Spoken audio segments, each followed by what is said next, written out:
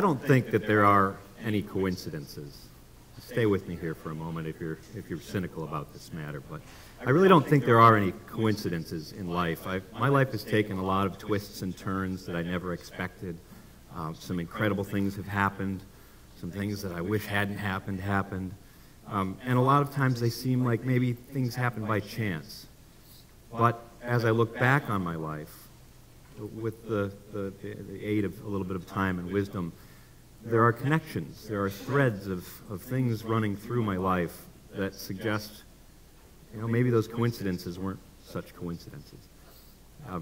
So I say that because I'd like you to imagine with me for the next 15 minutes or so that there really are no coincidences, and that we're all here today in this room not because I got randomly selected as a TED talker and you randomly decided to come today, but because I'm actually here specifically with a message for you. Because I am. And I'm really grateful for that opportunity. So with that context, I want to start by asking you a question.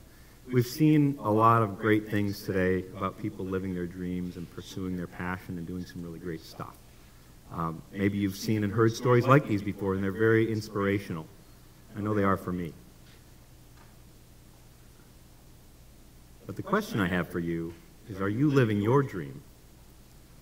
Are you pursuing your passion? Are you doing what you love?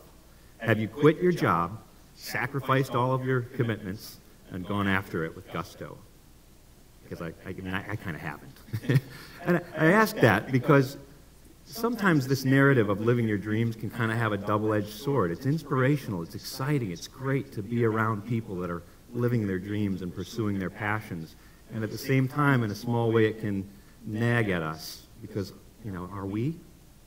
If we aren't living our dreams today, if we aren't doing that thing, if we aren't becoming a comedian, if we aren't becoming an actor, if we aren't joining the Peace Corps or building some next multi-million-dollar startup, aren't we failing? Aren't we wasting our time and wasting our lives? I think this is a question that plagues a lot of people. I know that it did me for a long time. And I Googled it just to see, because that's what we do, right? How to live your dream. There are over 2 billion hits on how to live your dream out there. So if any of you are trying to figure out how to live your dream, no shortage of opportunity. Go Google it. There's all kinds of great information, things like get honest with yourself about what you want from life. Use the internet to research your dream. Put a plan together and just take the first steps and ignore self-limiting beliefs and negative people. It's simple. Who's living their dream right now? Everybody? A few people, that's good. So, it's really easy, right? But it's not. It's not so easy. And we can carry with us a heaviness. And, in this day of social media and movies and our friends and family doing all these great things and going to TED Talks and hearing about how people are doing some really great stuff, you can actually wind up depressed about it. You can sit on the internet and watch people living their dreams all day long from your not living your dream hovel. So today what I'd like to do is tell you a couple of stories. You've heard a lot of stories. I want to share some stories with you. And then at the end, I kind of want to weave that back into maybe a superpower, I'll call it. Share with you a little superpower that you all have, that we all have, that we can connect with about this whole living your dreams topic. And I'll start with the story of Matt. It's a friend of mine. Matt is the guy in the red hat there, and in the other picture he's in the black hat. I'm over there in my cool orange sunglasses. I first... Great, right? I know. I don't know what I was thinking. I first met Matt about 20 years ago, and he was living in that RV with those 3 guys, and they were in a band called Tabula Rasa. And I met him through a pack of strangers that became really, really wonderful friends of mine. All of those people in that picture I met on the internet, and they met me on the internet. So that was kind of the beginning, just 20 years ago, right? It was the kind of the beginning of this whole, there wasn't social media, but there were forums, internet forums, and people connected with one another around topics. In this case, it was surfing. And we all got to know one another, and these guys were living their dream. They were literally living for the music. They were touring around Southern California, where I lived at the time, New Mexico, the southern states. Basically, they were performing for food and gas money. So they weren't living the dream as you know, completely, but they were living their dream. And they were pretty amazing. And they showed up at parties, and they played at my house a few times, and they showed up at surf events, and it was great. And as bands like that do, eventually they kind of moved on, went their separate ways a little bit. They still get together for reunion tours now and again. But Matt, in particular, they were all just really great musicians. They had this music they called Latin beats hip-hop, and it was a fusion of just amazing sound. Matt was really something. He was a very soft-spoken, kind-hearted, kind of quiet kid, but when he got behind the mic, he just came alive, and he became the music. He would suck you in. It was really intense and amazing. So Matt, when Tabula Rasa went their separate ways, decided he was going to make a solo career for himself. He didn't know how he was going to do it. He just knew he had to do it. And he styled himself with a new moniker, the Gucci Punk, gave himself a name, the C.K. Jones, and he began marketing himself and writing music and performing and going at it every single day. And he was sort of the stereotypical live your dream guy, right? And over the years, he became pretty successful. He's not chart-topping successful. He's not, you know, he's not sort of world-known, but he's been on 2 world tours. He's cut a couple of albums, a bunch of singles. He's evolved a really unique musical style for himself, and he's loving it. He's doing what he loves. And in his words, as long as he's making enough money to pay his bills and keep his pug fed, then he's happy, right? And so he's doing that. And his latest journey is he's going to head off into the sunrise with kind of a new moniker. He's now going to be known as Matthew Kirk. Kirk Matthews. Oh, got it wrong. Kirk Matthews. And that's just because his musical style has evolved. And he's found his journey taking another direction and a new persona that he's taking on with that. So really awesome story. And yeah, his pug is eating pretty well. So that's one kind of story, right? And it's these kinds of stories that are, you know, what I think about anyway when we hear about live your dreams, you know, that rising star of focus and discipline and clarity and deep experience in one area that you really go for. And I'm really inspired, and I love supporting folks like that. It's just great to watch. But it's also the kind of thing that kind of makes you feel, or at least makes me feel sometimes, like, gee, I'm not doing my thing, you know, I'm a failure. So let's talk about a different kind of story. This time we're going to talk about Gail. Gail is on the right there. That's her daughter, Amy, on the left. Gail was my father's second wife. We lost her to cancer a little over a year ago. And her story was a kind of counterpoint to Matt's. She was a school teacher, an administrative assistant, a real estate agent. She did some odd jobs. She was a mom, grandmother. So you wouldn't objectively look at that and say, well, this person's living their dreams. At least it doesn't really fit that rising star story, right? But after her death, I had written when I was reflecting on her life with Dad, I had written a story for a small publication that I called Our Disease of Dis-Ease. And in it, it was something that I had seen in Gail's life. It was the discrepancy or the paradox between sort of our modern achieve, live your dream, do it, always kind of stay busy life and her life. And the fact that in our world today, a lot of times we kind of feel as though we can't be at ease. We've always got to be doing something. Well, Gail had something really special in her life, and it was that as long as I could remember, she was always doing crafts. It was either, you know, needle pointing some kind of a picture and framing it, or weaving amazing baskets. She went through this basket period that made just hundreds of baskets. Or making some sort of clothing for a friend or for a family member. Or these quilts. She made hundreds of handmade quilts and really got into it. So every single day of her life that I could remember anyway, there was some moment of time where she was working on this project, creating and bringing forth something into the world that left behind sort of a mark and left behind an influence to her grandchildren that you see there.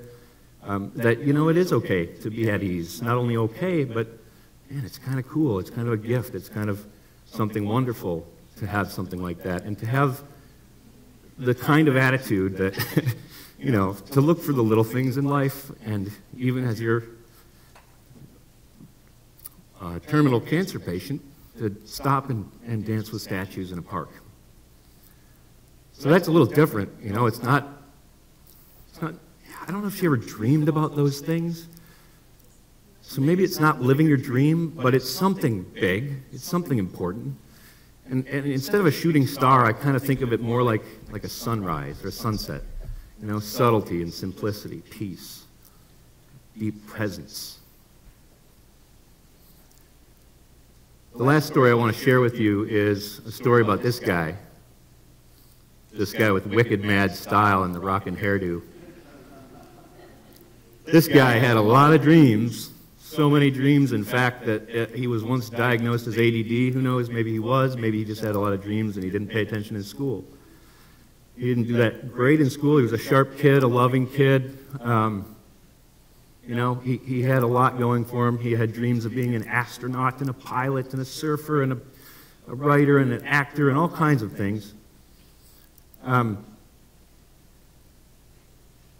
But, you know, he didn't do so well in school, and he dropped out of high school when he was in his junior year, and he later got his GED, went to college, dropped out of college, joined the Army, went to the Army, decided that wasn't for him, went back to college, graduated with honors, got a job with a Fortune 500 company, traveled the world, rose the ranks, did some really amazing things, and lived some dreams that he never imagined living, never really even thought about living. But throughout that whole, you know, relatively successful live your dreams kind of story, there was a heaviness that he carried with him because of that live your dreams and the sense that he wasn't living his dreams. There was a thing that he wanted to do and be ever since he was about that age, and that was he wanted to be a writer. Here's an example of one of his wicked poems, The Golden Leaves. It is the first fall day, and I am bored. I go to the window, and what do I see? Little gold, red, orange, plus yellow parachutes falling from the trees. I must go out and look at them, these strange aliens outside. Huh? Mojo from the get-go this kid had. A poet, and he know it. But he didn't grow up to be a poet or a writer or a worldwide famous, you know, playwright. And so he carried that sense of, gee, I'm not with him. I'm not living my dreams, you know. And in part, that led to some things that weren't so healthy because, as a lot of us do, you know, when we're feeling like we're off course and we're not living our dreams and we're searching for something, and maybe someday, we start to behave in ways that are counter to our best interest, you know? We try and push away the negatives and the feeling of, I'm not on track. We stop seeing the things that we've got going for us already. Maybe we, as this kid did, lean a little too heavily on substances and on alcohol and on consumerism and running away. Fortunately for our hero, he eventually decided that he wanted to look a little differently at his life and start saying, instead of, you know, I'm not, or maybe someday, you know, the kind of I am narrative instead. And that kind of started when he decided, you know, presence and sobriety is a better way of living. And that enabled some retrospect on his life, and that enabled him to look at some things like coincidences and whether they were or weren't, and start saying things like, I am. And by now you've probably figured out I am that kid. But he also started saying I am to the things that he was already in his life. And a pivotal moment, one pivotal example, was when he was sitting on a plane. I was sitting on a plane. I'm still telling the story like it was some other kid. I'm sitting on a plane, coming back from a business trip, you know, and the door's about to close, but at the last minute, a guy comes on. There's one seat left on the plane. It's next to me. The guy sits down, and he's obviously flustered. He's missed his flight. He's on his way home. Thankfully, he got onto this flight. He doesn't normally talk to people on planes, and neither do I. But he turns to me anyway and says the words that I dread every time I'm on a plane. So what do you do? Because for years I had this, almost rote response about something to do with my day job and how I earned money. But for some reason at this point, probably because I was in the process of hatching a children's book, I turned to him and said, I'm a writer. And it surprised me that I had even said that. Well, he was a writer also. He was a best-selling writer who happened to sit next to me, and he happened to miss his flight and happened to be there. And anyway, you know what I said about coincidences. So that was a really pivotal moment. It made me start to look at things differently. And it started to make me think I am about a lot of the things in my life that I hadn't seen and take them for, and give them my gratitude instead of sort of not valuing them. And that really changed the narrative in my life. And I started to see that I've been living my dream for a long time, including being a writer, because I have been writing since I was a kid. I just haven't gotten paid for it. But I write on the internet, I write in magazines, I write for my friends and family. So I am. And I'm also, right, one of the things that kid always wanted to be was to be a dad. I think I left that part of my story out, but that was something that kid, even from a little kid, wanted to be. And I am. And I'm a surfer, and I'm a fisherman, and I'm a pilot, and I'm a writer, and I'm a fill in the blank of a lot of things that I wanted to be.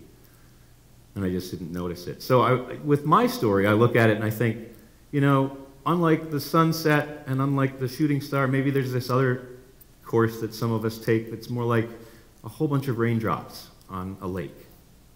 Lots of little dreams that happen in different unpredictable ways that crisscross to make up this tapestry of a life that maybe isn't one dream, but maybe is a kind of way of living our dreams. Maybe it's not even living our dreams or our passion. Maybe it's some other thing that we should all be thinking about instead of living our dreams or alongside it, when we start feeling that tug of I'm not doing it, because we all have this superpower that I mentioned earlier. In fact, before I came up here, somebody said to me, geez, I'm looking forward to your presentation because I've been trying to find my passion. And oh God, I can relate to that, So here's a thing that I think might help those of you who are trying to find your passion, wondering if you're living your dreams, whatever. It's this superpower. And I want to give it a name for you so that you can put that name to the thing that you might have already felt in your stomach while I was talking about living your dreams and so forth. And to give it the name, I'm going to share with you a poem. And this poem comes from the children's book that I'm writing. And this illustration I can't lay claim to. That's from a friend of mine, Katie Joe, who's my illustrator. But it kind of embodies this thing, all right? So you can almost put this picture with the name, and the name is in the poem. And it goes like this. I've got a piece of advice for you to carry wherever you go. Life is gooder with bigness, as every child knows. I'm not talking about fortune or fame here, not status or money or toys. What I mean is the gooder of bigness expressed and created through joy. Don't worry about how people see you. Never fret over what they may say. Just follow your heart and your spirit and celebrate, laugh, love, and play. You see, bigness is yours to tap into. You have only to let it shine through. So embrace your gooder of bigness and be fully the bigness of you. So thanks.